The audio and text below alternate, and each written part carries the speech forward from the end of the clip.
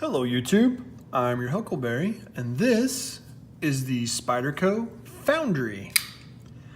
And this is on loan to me from Brandon, a viewer of the channel. Thank you, Brandon, very much for sending this in, loaning this to me for review. I appreciate it very much. And the Foundry was a collaboration between Spyderco and Carpenter, which of course made the steel that's on this blade is a foundry. And that's where you get the name Foundry and this Carpenter logo here. So that's where that comes from. But let's get into some specs. We're looking at about 7.5 inches in overall length with a 3.3 inch blade. You're looking at about 0.13 of an inch in thickness there. This is a clip point style blade with CTS XHP steel, and it does have a full flat grind with a satin finish, as you can see there. The handle material is stainless steel, and it is a stainless steel frame lock, as you can see there, and it is situated for right hand tip up carry. You can see how that clip there cants off to the side, which is good for carry. Let's get a weight on the Spyderco Foundry that Brandon so graciously allowed me to review. And we're looking at about 5.4 ounces, so a little bit of a chunk. Like I said, a 3.3 inch blade and 5.4 ounces in weight. Let's do some size comparisons. Here it is against a large Benchmade Griptilian.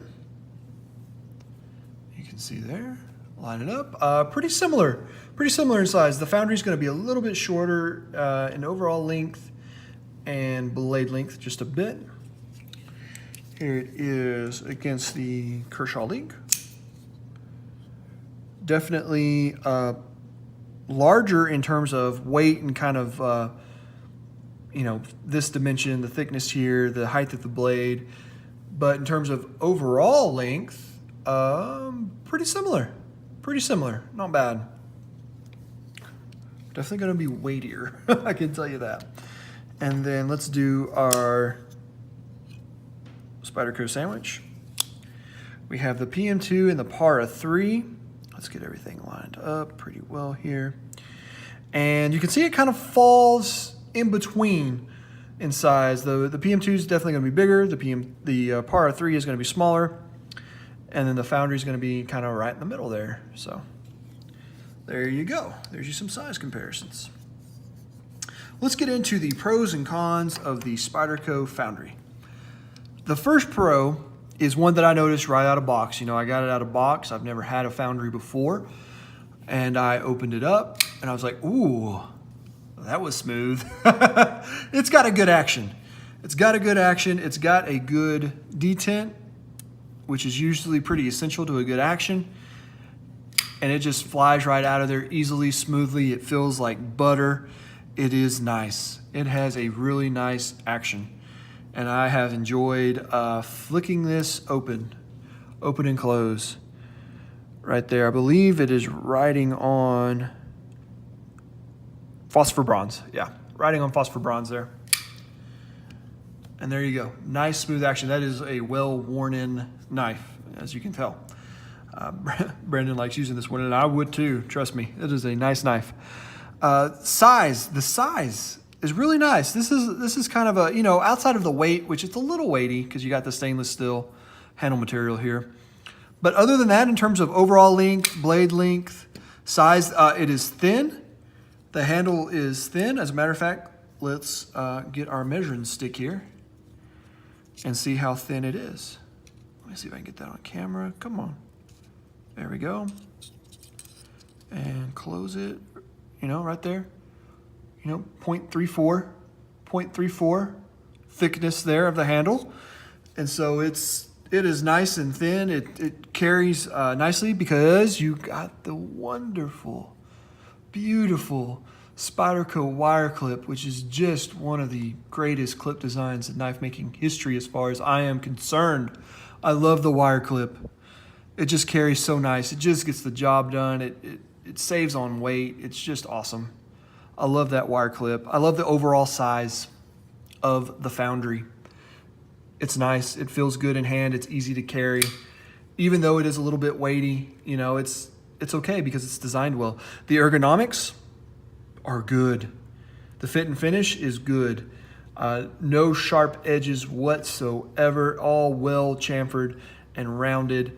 It feels really good in hand. This is, as you can see here in my extra large hands, it's still a full 4-finger knife. You got the nice jimping there, of course, classic good Spyderco jimping. Not as sharp as I've had on some, but definitely good. Definitely good right there on the ramp. I mean, that's good jimping there. They always do good jimping. But the ergos are just great. There are no hot spots. It feels really good in hand. You could use this, you know, for a lot of cutting, for cutting over long periods of time, and I think you'd be just fine. It feels really nice in hand. It's just a nicely finished and ergonomic knife for sure. The blade shape, I like the blade shape. Now see, they call this a clip point. And they also call this a clip point.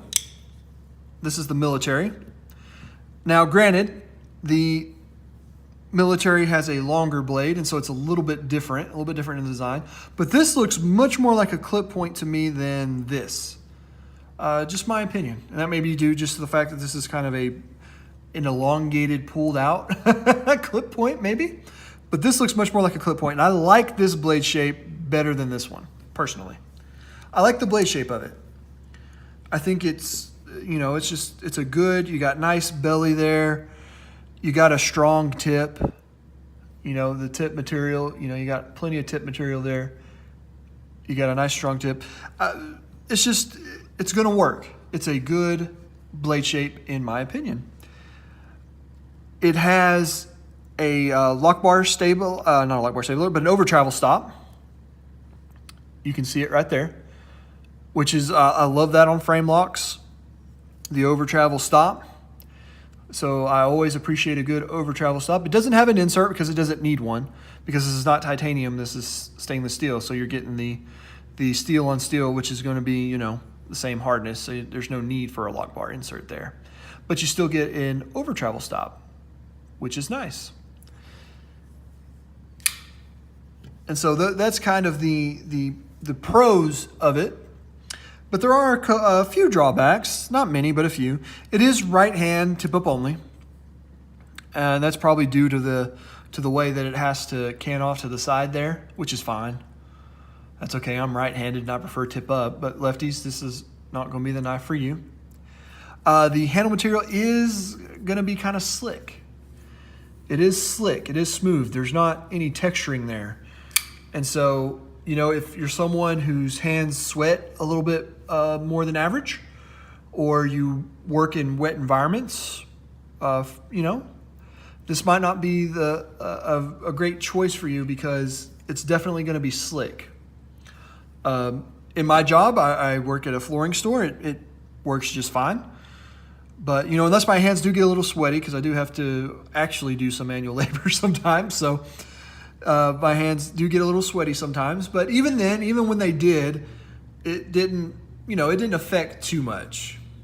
But, you know, just be aware that the scales may be, the handle material may be a little bit slick. As you can see here, that logo on there, it's going to wear off. As you can see, I'm glad this one's been used quite a bit, because this gives you a good idea of what you can expect, and you can expect that logo to eventually wear off. And, you know, and unless it's engraved, I mean, that's going to happen. That's just going to happen. You'd have to engrave it there for that not to happen. And even then, if it's engraved and you got some, you know, black paint in there or whatever, it's still going to wear off. So anyway, just be aware of that over some use, that's probably going to fade and eventually wear off. I wrote this down. This is something that Brandon, when he sent me the knives, he put a little bit of a description in there for me, you know, just based off his experience. And something he said cracked me up about this knife. He said, it is a pig behind the edge. And I hadn't really heard that term before, but it's a good term. I'm probably going to start using it because it makes me laugh.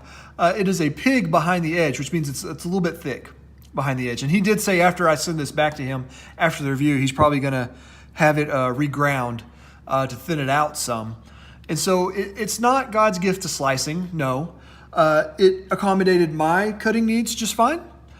But I'm not someone, I prefer a nice slicing knife, a nice thin blade stock, but it's not something that's required by me. So it's definitely a little thick behind the edge, but it wasn't enough to make me say, oh, I just really don't like using this knife. I still enjoyed using it.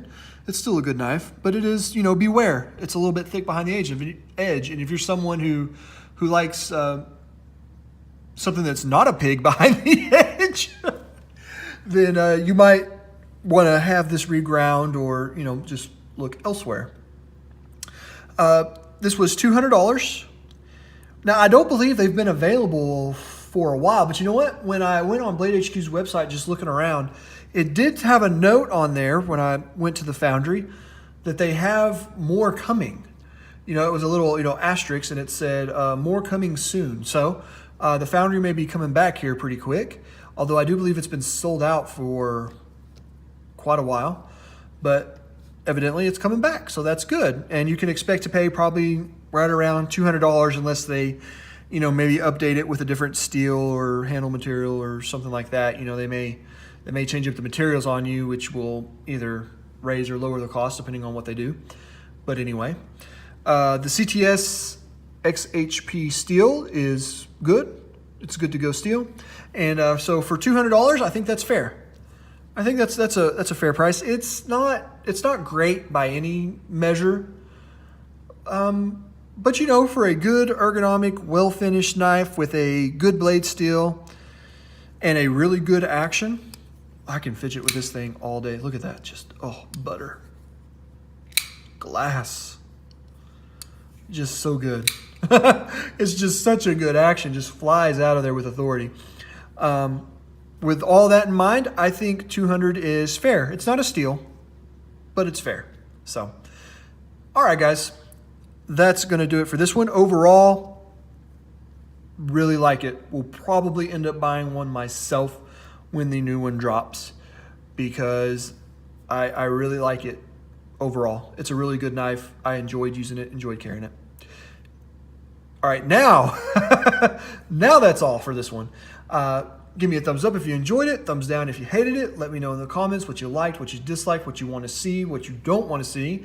Hit that subscribe button and that notification bell so that you will be notified every time that I release a new video.